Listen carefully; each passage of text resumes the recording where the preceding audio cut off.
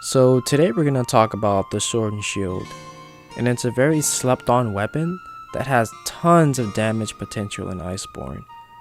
So today we're going to talk about some general tips and some Iceborne specific tips for sword and shield.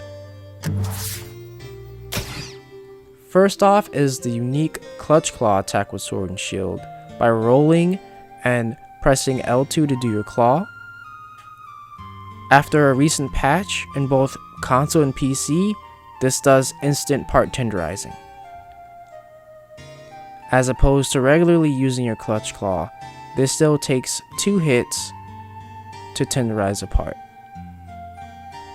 So you really want to use the rolling clutch a lot more often. If you want to get that consistent damage out of sword and shield, then it's a good idea to really get the muscle memory down for being able to do your backstep right out of a dodge roll by just pressing circle.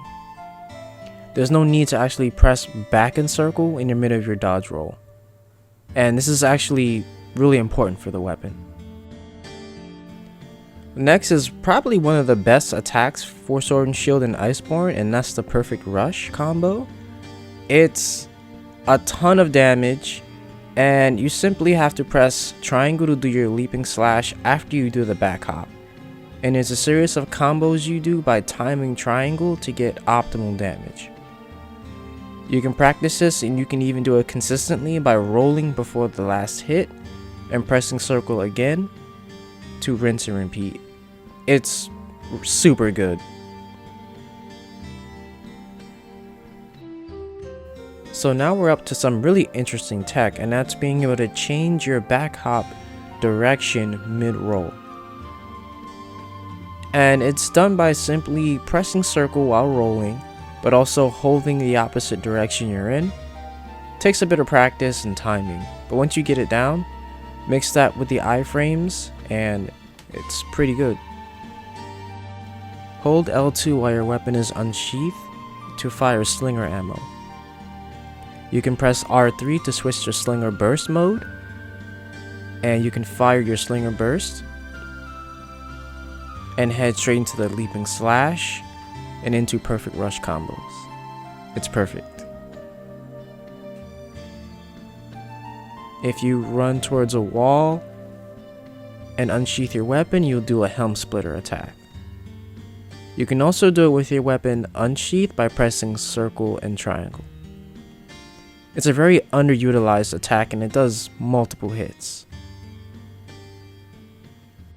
So here's a general tip for sword and shield.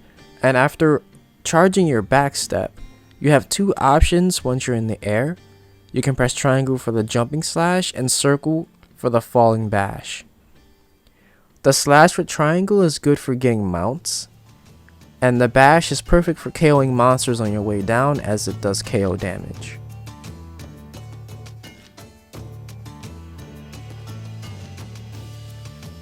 So the shield bash combo can actually go straight into a backstep just by pressing circle.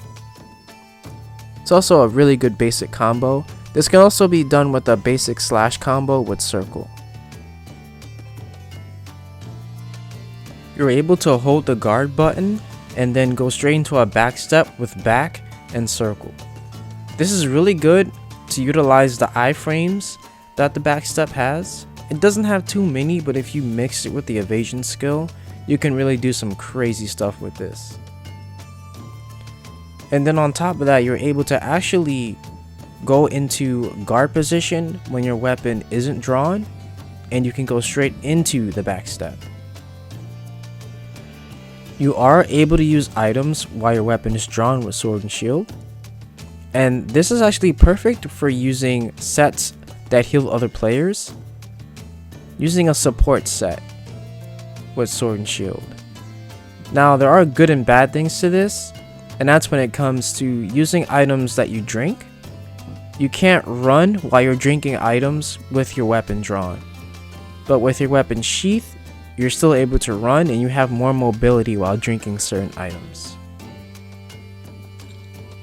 If you hold back in the middle of your backstep, then you'll be able to actually cancel the remaining of the backstep. This is actually really good for stringing together combos, and it's good for getting out of situations where you can get clapped by a monster.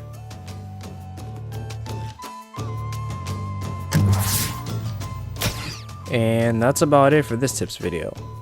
So the good thing about Sword and Shield is that it has a lot of tech and a lot of combo potential. Not to mention the iframes on the backstep. That's something you really want to get used to. And I guess I'll see you guys next time.